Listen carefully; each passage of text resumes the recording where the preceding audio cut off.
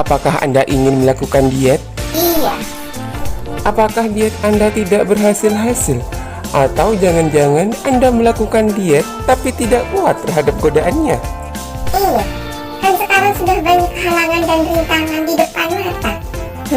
Kayak lagunya Kerasakti aja. Seharusnya jika memang itu masalahnya, mengapa tidak seperti lagunya Kerak Sakti beneran? Walau halangan dan rintangan tidak jadi masalah dan tidak jadi beban pikiran. Jadi semua itu kembali lagi pada niat kita. Jika iman kita kuat, maka hati dan pikiran kita pun juga akan ikut kuat. Bukannya Allah Subhanahu wa Ta'ala telah menjelaskan di dalam Al-Quran, makan dan minumlah kalian dan janganlah kalian berlebihan. Sesungguhnya Allah tidak menyukai orang-orang yang berlebih-lebihan. Quran Surat Al-A'raf ayat 31. Terus, apakah kalian sudah melakukan diet seperti video kami yang ini? Enggak, itu kan makanannya terlalu sedikit dan gak enak lagi. Jadi aku pinginnya diet tapi makan makanan yang enak. Itu aja. Kasihan kan tubuhku, sudah perutku sakit, malah ditambah mulutku juga pahit. Nah, itu dia masalahnya. Jadi sekarang insya Allah kami ada solusinya. Tapi sebelumnya, untuk memantapkan iman Anda agar tidak goyah ke kanan ke kiri, maka kami akan menjelaskan akibat apabila Anda kelebihan lemak di dalam tubuh Anda.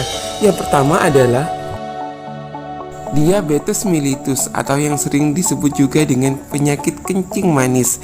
Hal ini dikarenakan hati gagal dalam memproses gula darah. Akibatnya, gula terperangkap dalam aliran darah sehingga membuat gula dalam darah menjadi naik yang bisa menyebabkan penyakit kencing manis. Yang kedua adalah resiko terjadinya penyakit demensia lebih tinggi daripada orang yang sehat. Karena secara penelitian, perempuan dengan jumlah lemak perut yang lebih besar 3 kali lebih berisiko demensia atau pikun yang berdampak pada gaya hidup. Yang ketiga adalah berisiko terhadap penyakit hipertensi atau tekanan darah tinggi. Sebab sel lemak visceral dalam perut bisa menghasilkan protein yang mampu menyempitkan pembuluh darah yang berakibat terjadinya hipertensi atau tekanan darah tinggi. Yang keempat, berisiko terjadinya penyakit kanker. Sebab penelitian menunjukkan bahwa tipe protein yang dikeluarkan lemak perut bisa mengubah sel non-kanker menjadi sel kanker sehingga menyebabkan pertumbuhan tumor. Nah, penyakit yang kelima ini tak kalah bahayanya, yaitu resiko penyakit jantung dan stroke. Sesuai gambar tersebut, apabila pada pembuluh darah tidak ada tumpukan lemaknya, maka darah akan mengalir lebih lancar daripada pembuluh darah yang ada tumpukan lemaknya. Dia akan tersumbat sehingga darah tidak tersuplai ke jantung. Padahal jantung masih membutuhkan makanan-makanan untuk sel-sel jantung itu sendiri. Sehingga hal ini terjadi nyeri dada atau yang disebut dengan angina, yang biasanya terjadi saat kita beraktivitas ataupun saat kita lagi stres. Dan jika penyumbatan tersebut terjadi pada pembuluh darah yang mengalirkan darah dari jantung ke seluruh organ tubuh, maka akan terjadi kematian sel-sel pada organ tubuh kita. Dan apabila penyumbatan tersebut terjadi pada pembuluh darah di otak atau pada pembuluh darah yang menuju ke otak, maka otak tidak akan menerima aliran darah, sedangkan otak sangat membutuhkan oksigen. Hal ini dapat menyebabkan kematian sel otak yang menyebabkan terjadinya penyakit stroke. Coba lihat ini, perut orang yang kelebihan lemak. Wah, lihat aja udah takut ya. Apalagi dalamnya, isinya tuh seperti ini. Waduh, mengerikan sekali bukan? Apa? Jadi isi perut aku seperti itu? Dan aku harus berisiko menderita penyakit-penyakit kronis seperti itu. Enggak, aku enggak mau. Ayo dong, ayo, cepat. Mana solusinya? Cepetan. Sabar sedikit, kenapa? Ya maaf, soalnya takut banget nih. Solusinya ada pada tubuh Anda sendiri, karena tubuh Anda dapat menghancurkan lemak sendiri.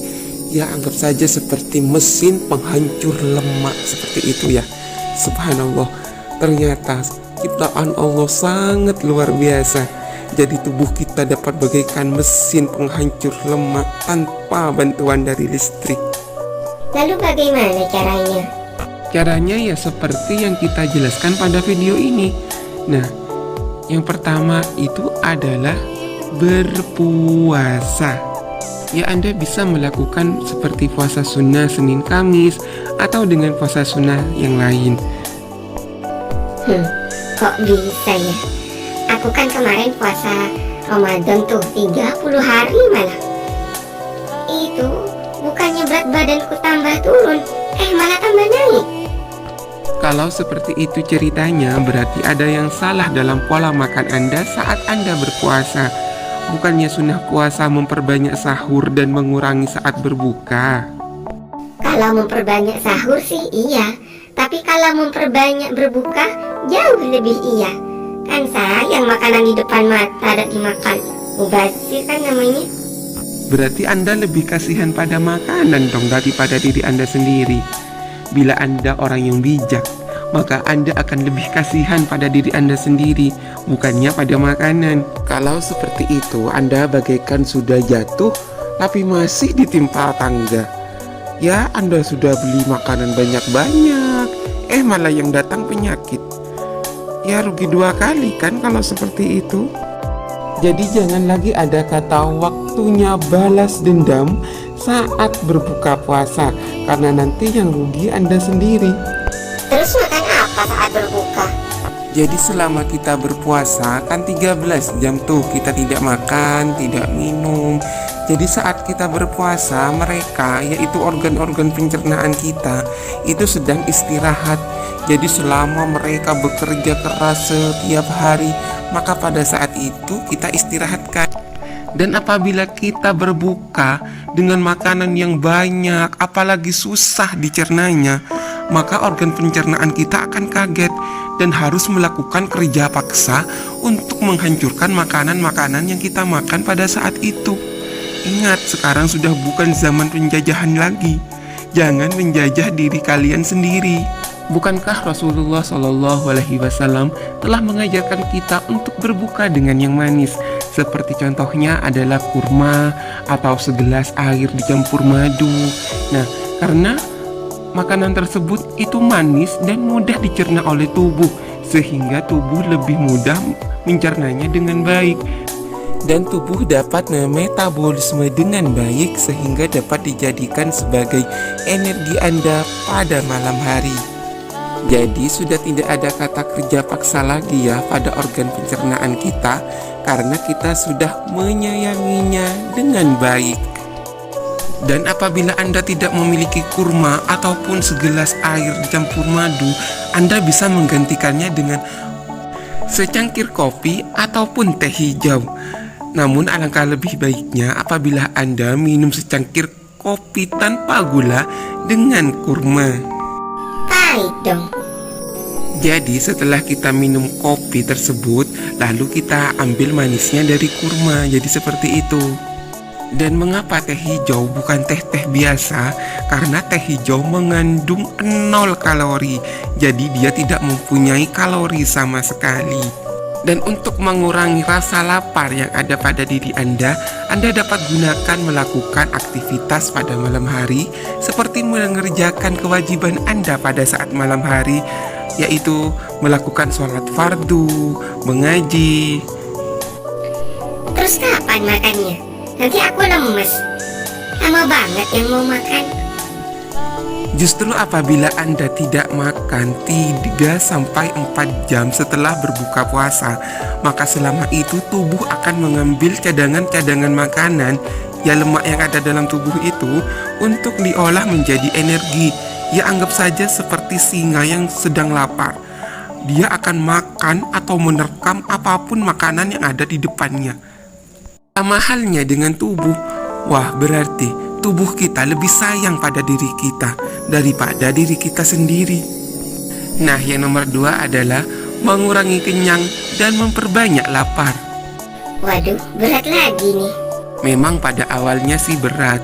Maksudnya itu adalah mengurangi jumlah kalori yang masuk pada tubuh. Jadi apabila Anda pada saat ini memerlukan kalori sebanyak sekian, maka pada saat diet Anda dapat mengurangi jumlah kalori yang masuk pada tubuh kita. Tapi benar kan aku nggak akan sakit? Jawabannya hanya satu, insya Allah. Semua itu tergantung pada diri kita sendiri, bagaimana cara kita mempraktekkannya. Jadi ibaratkan seperti ini, ada orang kaya yang mempunyai kulkas dan dia mempunyai banyak makanan di dalam kulkasnya. Beda lagi dengan orang yang miskin, dia tidak mempunyai kulkas, jadi tidak punya makanan di dalam rumahnya. Jadi apabila si kaya tersebut tidak berbelanja pada saat itu, dia masih tetap bisa masak, masih bisa makan, karena dia masih punya cadangan makanan di kulkasnya tadi. Beda dengan yang miskin tadi. Jadi apabila badan Anda gemuk, walaupun Anda mengurangi jumlah kalori yang masuk, Anda masih punya banyak makanan di dalam tubuh Anda. Beda dengan orang yang kurus. Nah, sampai di sini apakah Anda sudah mulai paham? Iya, sudah. Nah, yang nomor 3 adalah berolahraga pada saat kita berpuasa ataupun pada saat tubuh kita sedang lapar. Pingsan dong. Nah, ini lebih bagus karena tubuh kita akan lebih banyak mengambil cadangan-cadangan makanan yang ada di dalam tubuh kita untuk memenuhi kebutuhan energi pada saat kita berolahraga ataupun kita sedang beraktivitas berat. Yang terakhir adalah yang seperti diajarkan oleh baginda Rasulullah SAW, yaitu tidur 7-8 jam pada saat malam hari dalam keadaan mati lampu. Nah, kalau yang ini baru enak. Namun pada saat ini orang-orang masih banyak yang suka begadang dengan alasan ingin mencari hiburan seperti menonton TV, jalan-jalan, ataupun dengan mengerjakan tugas yang menumpuk. Bukankah baginda Rasulullah SAW telah mengajarkan kita untuk tidur selepas sholat isya? Apabila kita tidur 7-8 jam di malam hari, maka tubuh dengan sendirinya akan menghancurkan lemak-lemak yang ada di dalam tubuh kita. Nah, kegiatan-kegiatan tadi dapat Anda lakukan setiap hari ya, kecuali yang nomor 1. Jadi, apabila Anda konsisten, insya Allah Anda akan mendapatkan hasil yang memuaskan. Subhanallah, ternyata dengan melakukan sunnah-sunnah Nabi, Anda tidak perlu repot mengeluarkan uang untuk membeli susu diet, obat pelangsing. Jadi Anda masih tetap bisa menurunkan berat badan Anda gratis, tidak usah bayar. Berarti aku tidak boleh minum obat pelangsing dong? Bukannya tidak boleh, tapi lihatlah dampaknya. Apabila Anda terkena diare setelah minum obat tersebut, maka hentikanlah. Karena bukan lemak yang dibuang, tetapi cairan tubuh Anda yang dibuang. Nah, itulah solusinya. Jadi semoga penjelasan-penjelasan tadi dapat bermanfaat bagi Anda semuanya. Dan jika Anda benar-benar ingin melakukan diet, maka tahanlah hawa nafsu Anda. Dan berpikirlah secara realistis dalam memilih makanan. Serta ucapkanlah Bismillahirrohmanirrohim. Dan insya Allah kalian bisa sehat dan dapat menurunkan berat badan dan dijauhkan dari penyakit. Akhirul kalam, wabillahi taufiq wal hidayah. Wassalamualaikum warahmatullahi wabarakatuh.